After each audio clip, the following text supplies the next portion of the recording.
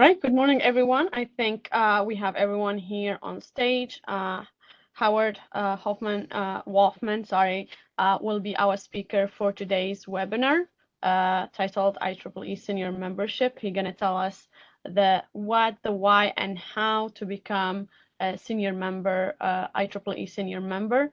We also have Thomas Coughlin, past IEEE President. Thank you for joining us. I think you have 5 minutes to share any thoughts with us. Sure. You ready? Yeah. Hi, folks. So before I start, I want to thank IEEE Life Fellow Howard Hoffman, Chair of the IEEE Admissions and Advancement Committee, for leading today's session. I'd also like to acknowledge Howard for his ongoing dedication and long-term volunteer service to the IEEE. Thank you, Howard, for all you've done for IEEE throughout your more than 60 years of active IEEE membership. I'd also like to thank all of today's participants.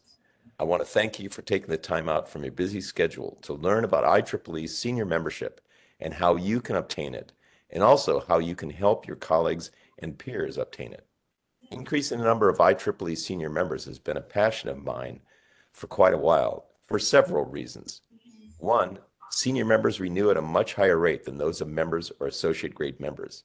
Also, many executive volunteer roles require IEEE membership, so having a larger roster of senior members helps to expand the pool of available volunteers to help us with pursuing our mission of advancing technology for humanity.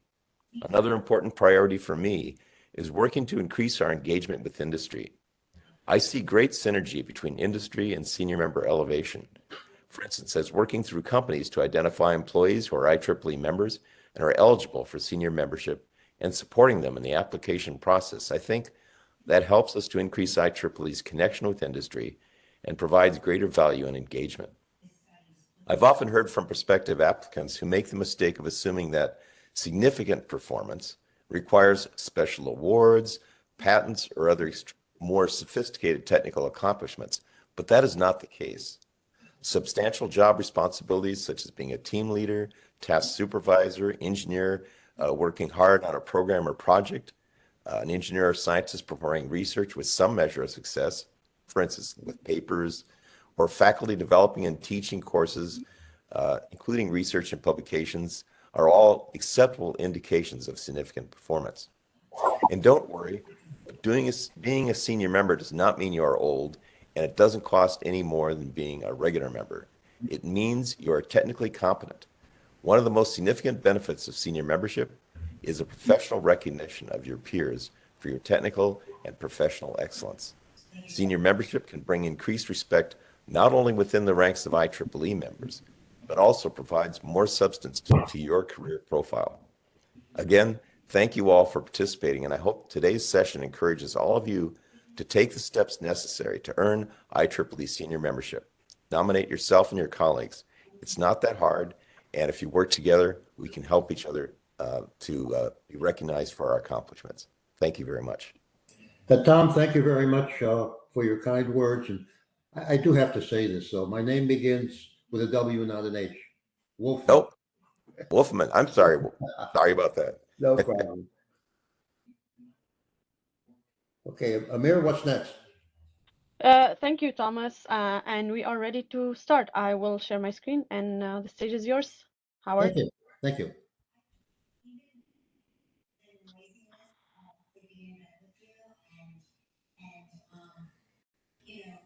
And a very good morning, good afternoon, good evening, good middle of the night, wherever you are in the world. We have folks on the webinar from all over, from India, from Malaysia, from Brazil, from the US, all over the world. So I think we're going to have a good session today, and we'll get started now. And as you've heard probably more than you want to remember, we're going to be talking about the what, the why, and the how to become a senior member. And I'd like to thank the Industry Engagement Committee for creating the webinar and giving us the opportunity to share some knowledge and some information and some processes and procedures with everybody. Background, as Tom said, I'm the current chair of the 2024-25 Admissions and Advancement Committee of the IEEE. That's one of the multitude of committees that are under the IEEE Board of Directors, but in this case, it's administered by the Member and Geographic Activities Board, MGA. So with that administrivia, let's move on to the next slide. This is what we're going to wander around this morning. We'll talk about what is an IEEE senior member, why becoming a senior member does matter. Why does it matter to you as an individual? Why does it matter to the IEEE? How do you do it? What's the professional experience and performance criteria? Tom touched upon some of that in his introductory remarks. And then how do you do it? What is the step-by-step application and nomination guide and process? And very importantly, how to avoid common mistakes that sidetrack your application. And then briefly, we'll touch upon the role of the regional panels and a little bit about the A&A committee panels themselves. Next slide. So starting, what is an IEEE senior member? Well, in the IEEE, we've got 6 different, we'll call them levels of membership, starting with associate student, graduate student, member, senior member, and fellow. Senior member is the highest grade for which an individual can apply by themselves. To be a fellow, you have to be nominated by fellow fellows. So senior member, as I said, is the highest grade that you as an individual, as a member, can apply for. And you'll hear this again and again. The candidate shall be an engineer, scientist, educator, technical executive, or an originator in IEEE designated fields for a total of 10 years and shall have demonstrated 5 years of significant performance. A lot of my background is in standards. So whenever I see the word shall, to me, that automatically means it's an imperative. And in this case, yes, it is an imperative. It is indeed a requirement. Next slide. So everything operates under some type of an authority. In the case of senior members, it's an IEEE bylaw 104.3, and it sets forth the criteria for elevation. And that's basically what I have just said, including shall have been in professional practice for at least 10 years and shall have shown significant performance over a period of at least 5 of those years. And you have to provide 3 references from IEEE members holding senior member or fellow or honorary member grade. However, if you as a candidate have been nominated by somebody, then the nominator actually serves as one of the references, and you only need 2 more references. Next slide. So the procedures, well, after you've submitted your applications, what happens to your application? No, it doesn't totally disappear into the bowels of the IEEE. It is sent to IEEE staff, and they then accumulate the applications, and we have what's called an A&A review panel for senior members. And the panel is composed of volunteer IEEE senior members and fellows, and the panels will meet hybrid and or virtually at sites that are rotated among all of the regions. And typically on a hybrid panel, we have about 20 to 30 members in person in a large room, each one with their own computer, and anywhere from 70 to 100 virtual participants, and literally from all over the world. And that's representative of the IEEE today as a global organization. And the panels will review all the applications that have been submitted since the last review panel meeting. And this is no menial task. We get anywhere from 1,000 to 1,300, sometimes as high as 1,700 applications that have to be reviewed.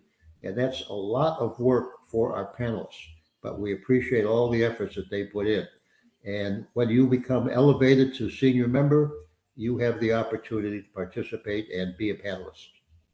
Next slide. What happens at the panel meeting? Well, the IEEE computer randomly selects 2 of the panel members and sends a specific application to each of them. And independently, they review the application. And if their review, they conclude that the applicant is qualified, they meet the criteria, they say, yes, we agree. Both of them say yes. The application then moves forward in the process. And from there, it's very simple. It actually moves forward, comes to me for final sign off, and then it's done, basically. Now, what happens if only one of the two panel members deem the application qualified? Well, in that case, the application is then sent to a third panel member, again, randomly assigned, and if he or she says the individual is qualified, then it moves forward in the process. However, if the third panel member doesn't feel the application is qualified, we still only have one of the three applicants or reviewers saying it's qualified, then it's placed on hold and it does not move forward. It's sent to the A&A chair for review. And what does the A&A chair do when they receive the applications that have to be individually reviewed? Next slide, please. The A&A chair has three options. The first one, if the A&A chair sees something that, well, the two panelists who didn't feel the individual was qualified may have missed or overlooked, the A&A chair has the authority to say approved. And in that case, the application moves on through the process. Now, the other two options are defer, and if the application is not clear on the nature of experience within our designated fields, but it's probably there, or if there's insufficient proof of significant performance, but again, the gut feel is it's probably there, then we defer that, send it back to the applicant, indicating what the weaknesses are and what needs to be done to improve the application and send it back. And third option is to deny. If the applicant has actually less than 10 years of professional experience, including academic work, or if the application does not clearly show at least 5 years of significant performance, then the chair will deny that, and the applicant's got to go back to ground zero and start all over again. Next slide, please. All right, now, why should you become a senior member? Well, there are some benefits to you as a senior member. Professional recognition of your competence. This is generally announced in society and section newsletters.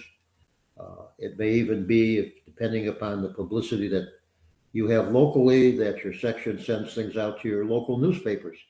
And it says that Joe Blow or Susie Q has been elevated to senior member of the IEEE with a little blurb as to what the IEEE is. That's good recognition for you and good recognition for the IEEE. And as we're all aware, in many cultures, many countries, different parts of the world, the designation of IEEE senior member is held in very high regard.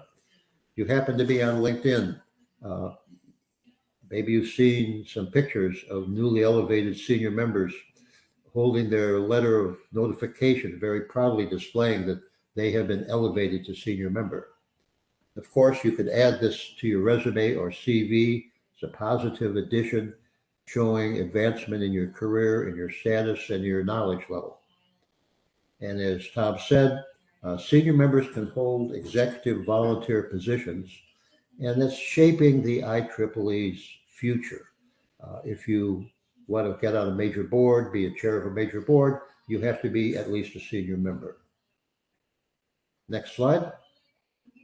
Some more benefits to you. If you wish, the IEEE can send a letter to your employer highlighting your significant performance and achievements, and you'll receive a plaque or certificate for display with pride among your colleagues, your clients, your employers. You can hang it up in your office, in your cubicle, hang it up at home if you work out of home, and you can look at it every day and say, hey, I'm a senior member. And a little perk, you can get a free society membership. You get a coupon that can be used to join one new society.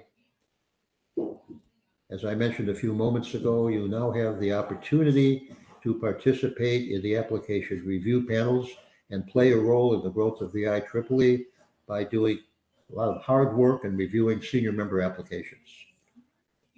Next slide, please. And there are some benefits to the IEEE sections and to the societies. Sections will receive an annual rebate of $1 per senior member. For subsections, that dollar per senior member times the number of senior members, that's a very nice additional increment of funding that they can use to support their activities. And senior members tend to provide leadership on a volunteer basis. And the larger the percentage and the number of senior members, that's a good reflection of what we'll call the competence and the prestige of the IEEE, reflects well upon our products and our services. And I wish I could see everybody raise their hands, but how many of you belong to more than one society in the IEEE? Well, senior members belong to more societies than other member grades. I know in my own case, I probably belong to about 6 or 7 societies. And experience has shown us that senior members volunteer at a much higher percentage than other grades of IEEE members, except for students. They volunteer a tremendous amount. And our senior members have an average retention rate of 94%. So how does that compare to other categories? Next slide. There's our 94%, 93.8%. And you can see how we rank compared to others. A plain member retention rate is 71%. And of course, honorary members, and there are very few of them, the retention rate is 100%. Next slide, please. About a year ago, I was just curious and I asked staff to do some research, and they came up with this as a quick comparison of male and female senior members. I just look at the right-hand column, percentage of senior members. Percentage of female IEEE, 27.4, percentage of male IEEE, 31.1. So very close, and I suspect from what I can see, closing. And if we're not there already, we probably will have approximately the same percentages of male and female members as senior members. Next slide. So how do I become an IEEE senior member? What's the process that I have to go through? Well, we talked about the committee, and very briefly, the committee has 12 members on it. This is the chair, the past chair, 10 members, 1 representative from each region, going through the normal A&A process for appointments and approve. All of the members of the committee are fellow or senior members, and we're all available to answer any questions and assist you with your applications. Next slide.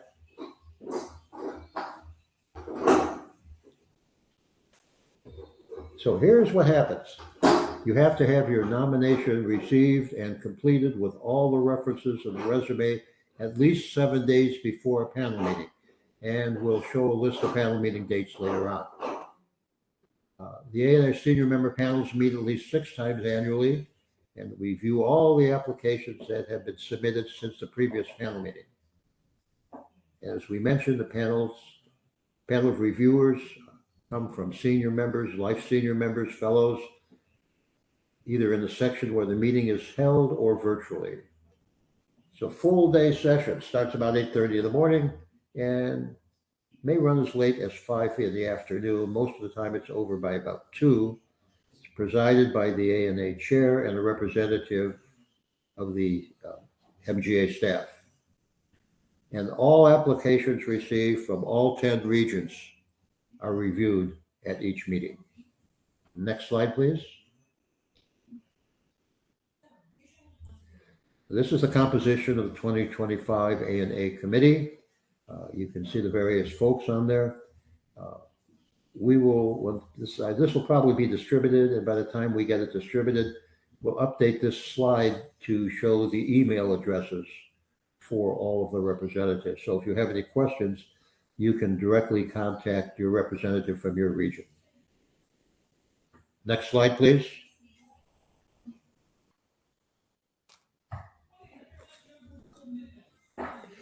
These are 2025 senior member elevation goals.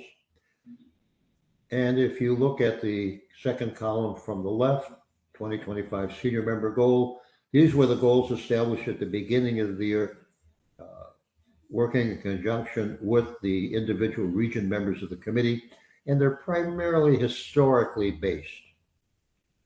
Then moving over to the next column, year-to-date elevations as of May. You can see the total there, and it's amazingly enough, we're at 98.7% of the goal for the year. Well, how did that happen? And if you look at the note on the right, and the increase is primarily due to a lot of publicity on senior member elevation. And this is from the Industry Engagement Committee, and from the regions, and from the sections. And all this publicity has resulted in a significant increase of the number of applications that have flowed through the system. So we've, in less than half the year, we're just about at the year's goals already. So the goals have become, we'll say, meaningless. Next slide, please.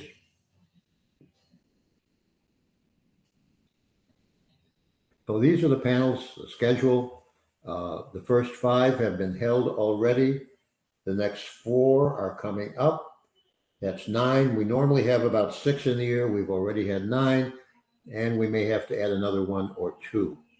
The one in Chicago will be a virtual meeting that's held in conjunction with the board series. August and September will again be virtual.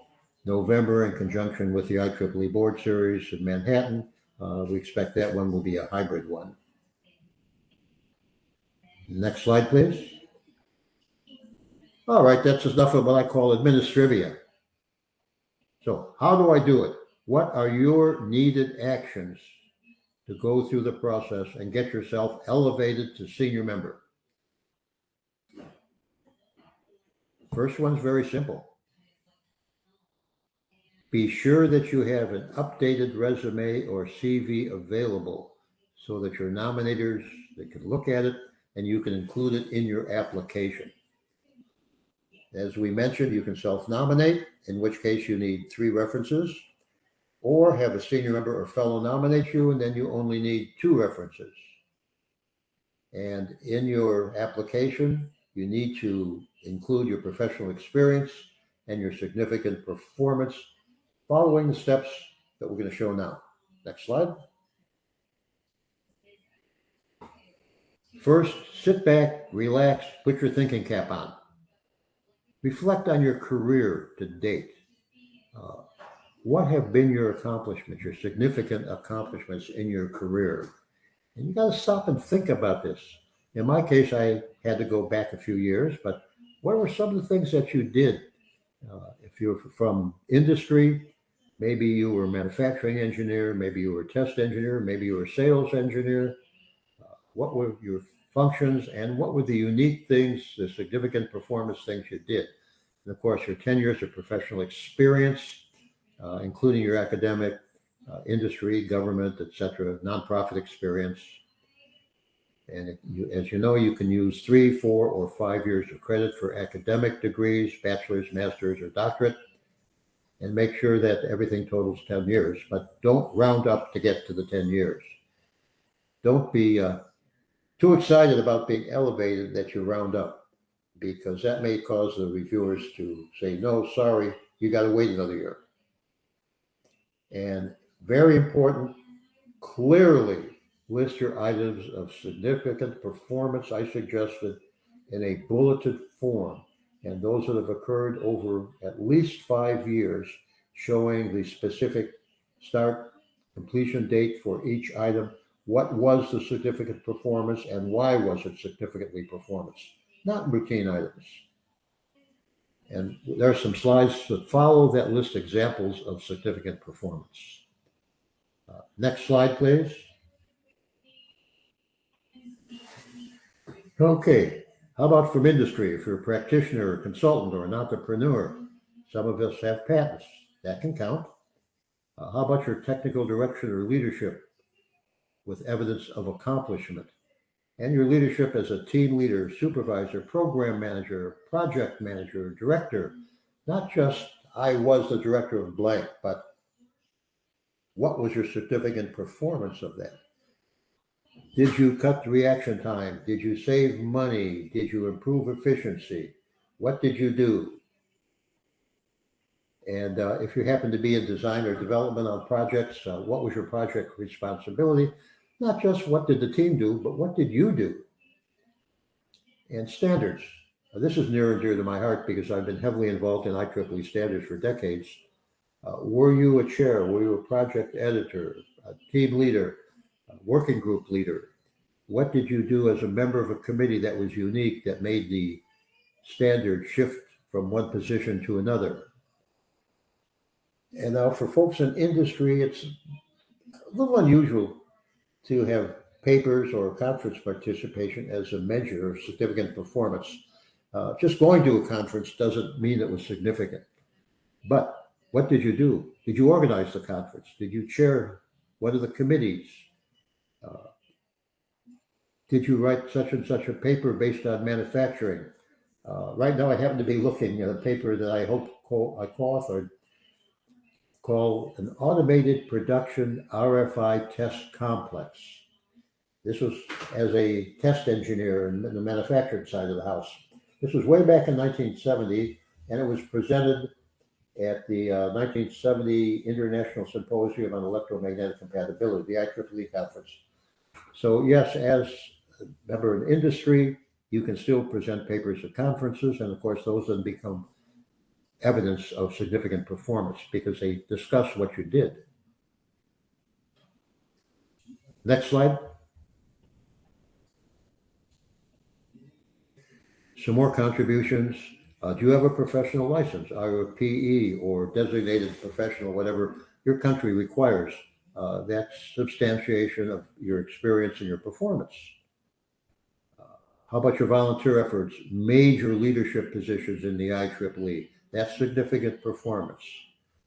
Not just a member, but leadership positions. And again, I mentioned standards. Maybe you did something based on the work you're doing, on the standard that's not really directly in IEEE's fields of interest, but you were able to use your engineering knowledge to help develop a standard. Were you an editor or reviewer of recognized technical journals? And if you happen to be a patent attorney or having involved, did you make a significant contribution that advances the IEEE? Next slide.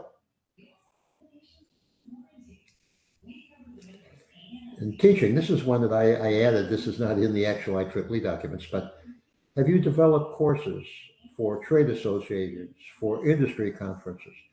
Maybe even in your own company, you developed a course that never existed before, that maybe it improved safety, maybe it improved efficiency, maybe it saved money, maybe it reduced error rates, something significant that you did. And then if you happen to be an adjunct professor, in my own case, I was an adjunct professor at the University of Illinois at Chicago for 20 years and had the opportunity to be a participant, be a faculty member in the first ever online Masters in Engineering back in 2020. So a long time ago, actually in 2000. So that was significant in its days. And other items for those that are in teaching and academia as well. Department chair or title, and what did you do as the chair? Yeah, okay, you're the chair. How did you improve things? So how did you make the students happier? How did you update the curricula? What did you do? Next slide, please.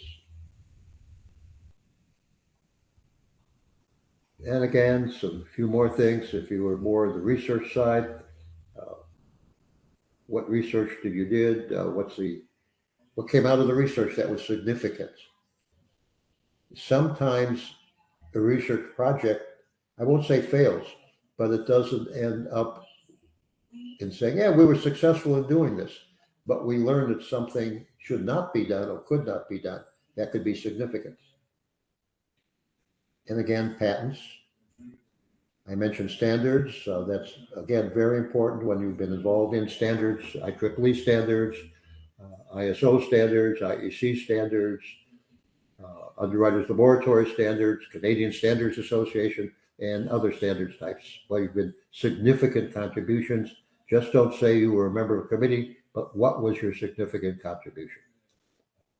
Next slide, please. All right, how about mistakes? How can we avoid common mistakes in completing the application? Next slide.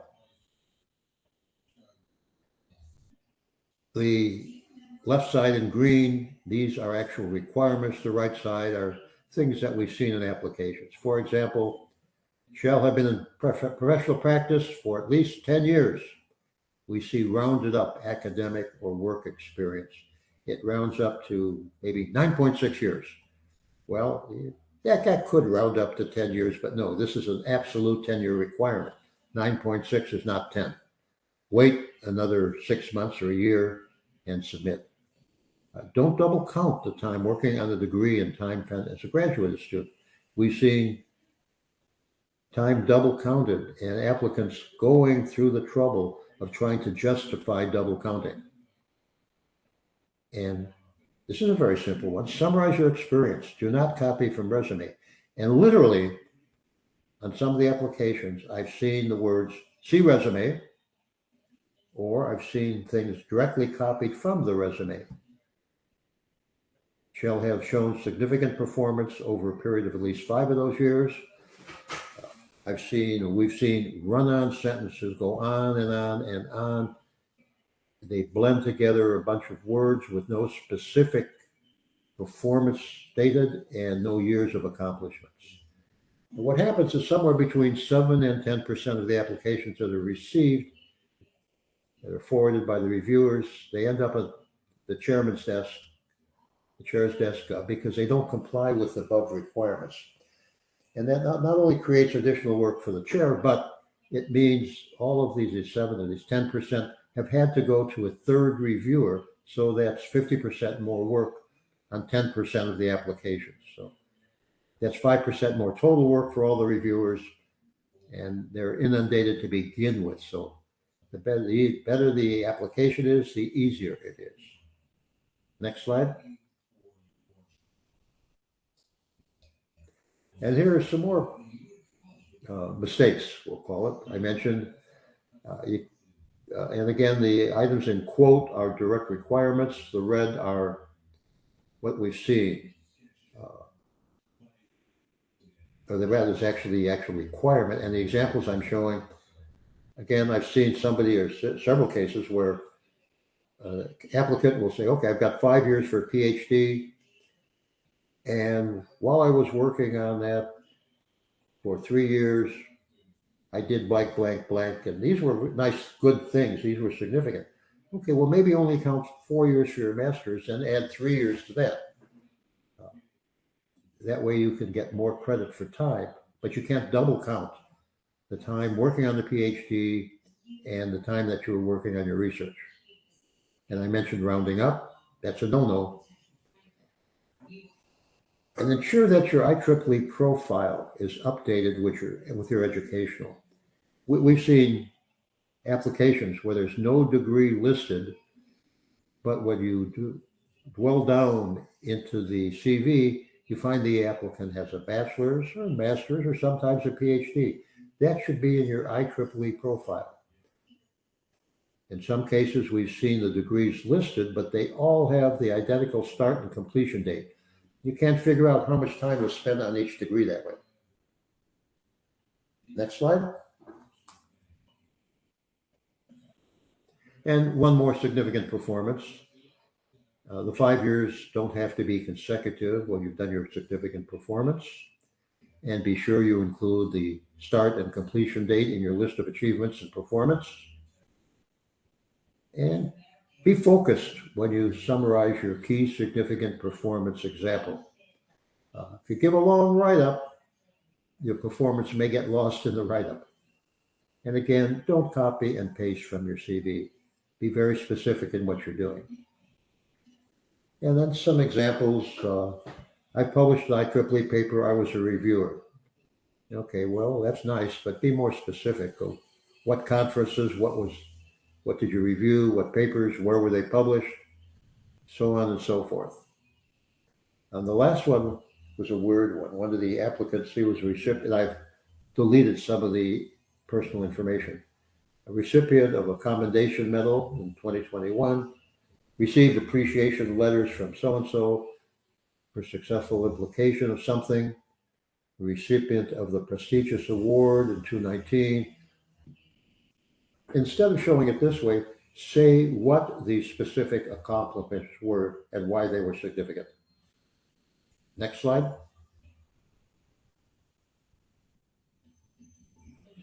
Okay, you've heard me say this 2 or 3 times. I apologize, I'm going to say it again. Stop, organize your thoughts on your career, list your professional experience, verify that your academic and professional experience totals at least 10 years, and very, very strong focus on your items of significant performance over a period of at least 5 years. I suggest a bulleted form, start and completion date for each one of the items and what was the name of it and what was your significant performance contribution. Next slide. So how about the responsibilities of a nominator or a reference? Now, if you're a candidate, you're looking for references. And sometimes you know these folks, sometimes you don't. But if a candidate asks you to be a reference and you're not familiar with their technical background, reach out to them by phone. Learn more about their experience. Talk to them. Make believe you're conducting a mini panelist interview on the phone. Review their CV. So you have to ask for a copy of the CV. And make sure that the candidate shows that they meet the 10-year requirement for professional experience and that they clearly show their significant performance. And if the resume or the CV is not that good, not that focused on achieving this goal, help the candidate update his or her resume. You have a responsibility as a nominator, not just to say, okay, Joe Blow, Susie Q, great person, they've done a lot of good things. No, but work with the candidate to make sure, help them assure that their application will flow through the process. Next slide. So where can I find a reference? You're looking for references. Well, how about work? Do you have any senior members or fellow members or colleagues of yours? How about if you're a member of one of the IEEE societies, in your technical society? Do you have a local chapter of the society, or are you involved on a global basis with your technical society? How about your local section? Look within the section. Go to the section meetings. Talk to your section chair. Look for references there. I said, attend your section meetings. Learn who the senior members and fellows are. You can visit IEEE Collaboratech in the IEEE members directory outline online, and you can ask for somebody to be a reviewer for you. And then you need to work with that person to make sure that they do have a full understanding of you and your background. And then lastly, visit the requirements for senior member grade webpage for any additional information.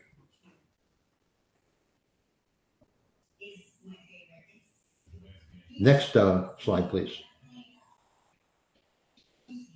These are some important links. You can read faster than I can talk. These are the staff contacts. Yeah, these are the important links. Next slide. These are the program staff contacts. If you have a specific program question on senior member, the email address you should use is senior-member@IEEE.org. Next slide. Okay, questions are guaranteed. I hope we have some. Answers aren't necessarily guaranteed, but we'll try. Do we have some questions? Yes. Yes, we do. James, you have a question? Yes. Hi, Howard. Thank you very much for providing the webinar. Question is, in 2020, between 2020 and 2025, COVID was explained,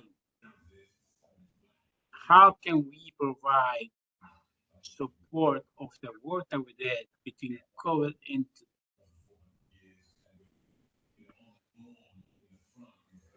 Now you're breaking up. I heard you talking about 2020 and COVID, but Vera, what was the specific question? yeah, the application request a 5-year support between. Can't hear you, James. Can you get closer to the mic, please? I think I think I understand the question now. Was COVID interrupted going to work for a period of several years, and how can you meet a 5-year requirement if you were working during COVID? Is that the question? The question is, many of us did not have a great deal of accomplishments between 2020 and today, yet the application calls for 5 years of experience. Yes, the application calls for 5 years, but if you recall, one of the comments I made, they do not have to be 5 consecutive years. If you did something in 2017 and another thing in 2019 and another thing in 2021, another thing in 2024, that's fine. They don't have to be the most 5 recent years. They don't have to be 5 consecutive years. They just have to be 5 individual years. Got it. Thank you for the clarification. All right, Howard, we have a couple of questions here. I think one common thing that I noted in the chat, a lot of the people who have, some of them have 19 years of experience and they are looking for a referral. So I received a question on how to get a reference. Does the local section help in the process of elevation, or is there someone in your committee who can direct them to the right person to connect with for referrals? No, the committee members, the regional members will not do that there. But again, reach out to your section. Hopefully your section has meetings. Go to the meetings, get involved. Reach out to the section chair. If you're involved in a society and you have a local chapter, go to those. Or if you're nationally involved in a society, reach out to senior members, fellows. Hopefully you know some of them. You may not even realize that they're senior members, so you got to do a little bit of work to find out and work with them, ask them to be a reference for you or a nominator. And if you're just drawing a total blank, then you can get on the Collaboratech site and ask for folks to work with you. And ideally tell them what your background is. And hopefully you'll get somebody with the same technical background who can be a very meaningful nominator or reference for you. I see.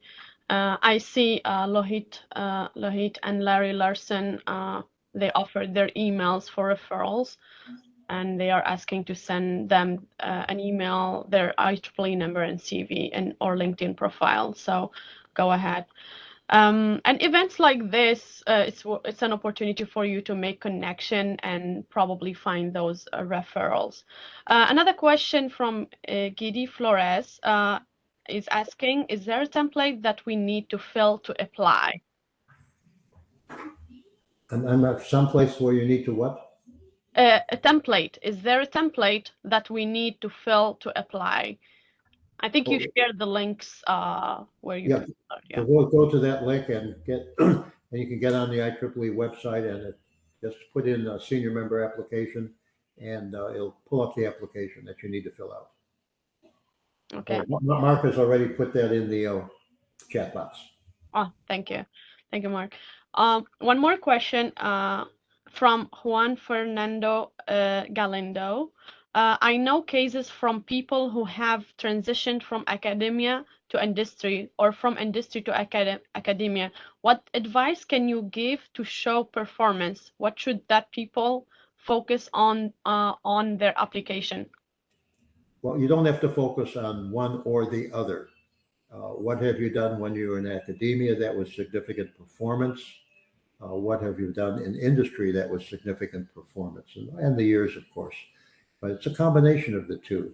When you were in academia, were you teaching? Did you write a new class? or totally revamp and updating an existing class to bring it from the 18th century to the 21st century? Did you do some research and had significant results from the research? Did it result in a patent for your institution? And then, of course, in industry, what did you do? Were you a manufacturing engineer? Were you a manufacturing test engineer? Were you a sales engineer? Were you a quality department? And what were your significant contributions? Did they save money? Did they improve reliability, reduce error rates, say improve safety? What were your contributions? So it's a combination of what you did in academia and what you did in industry. Any more questions? One last question, okay, questions are coming in, so we'll take two more, and if that's okay, Howard. Yeah, two more, and then we go to my last two slides. Okay.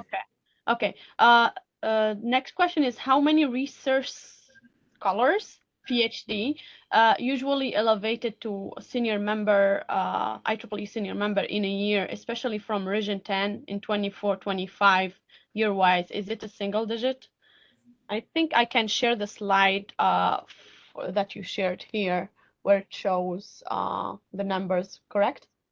Yeah, that's the numbers have been elevated. That's correct. From Region 10, you can see there have been 1,292 elevated to date. Now, how many of those were industry?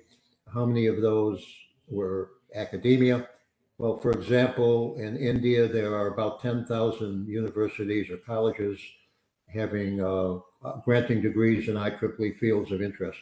So there would be quite a large number of academics from India, for example, included in that Region 10 number. And for Region 8, no, I do not have any breakdown on how many were academia and how many were from industry. So just one more time. Abir, you asked the question about how many academia, how many from industry. And my apologies, Paula. Can't hear you, James. Oh, sorry. You asked about academia versus industry. And yes, it was. One more time, please. The question wasn't specifically asking about how many academia and how many researcher, how many academia, how many industry, but Howard is referring to that he doesn't have those numbers of or that that difference of how many industry or how many academia. We have like a generic number. Yeah, and I'm not sure right now, put it very, very openly, I'm not sure if our limited staff has the time to do the research to come up with that. We have a panel meeting coming up the end of next week, and probably well over 1,000 applications. Panelists have got to be lined up. Then right after that, we've got a lot of work to do. So if we can find the time within the staff to take a look at the numbers and split them up, we'll do that. But that may take some time for us to find the time to do it. So how, as someone who's going through the process right now, okay, and I have my three references in place, you know, can we set up, and it's something that the IEC has thought about and looking forward to, is a database of volunteers that can serve as references. Yeah, you were breaking up. It was hard to understand you, but were you asking if IEC can come up with a cadre of volunteers who could act as references? Yes. Jessica, you've got your hand up. Well, thank you, Howard. I just checked the OU Analytics. Says as of end of May this year, for the last 5 months, you and your committee, your team, elevated more than 5,600 overall members to senior members, and out of 5,600, and 3,600 were industry professionals. So thank you again. Thank you. So the impact of IEC work and the work in sections and regions is having an impact. Thank you. Awesome. So yeah, I guess that's all with the questions. For the people asking about the slides, we will be sharing the slides attached to the recording as well. Once we finalize the editing and everything, it will be available on our IEEE TV channel for the IEC, and you will find the recording and the slides attached to it as well. Thank you. Go to my last two slides, please, very quickly. Sure. So the final question is, are you ready? Are you ready to elevate your IEEE membership to senior member? You are in control of that action. It's going to take some work on your part, but you can do it. So are you ready and willing to do it? Next slide, please. Thank you very much. I hope the last 53 minutes have been worthwhile for everybody. Enjoy the rest of your day.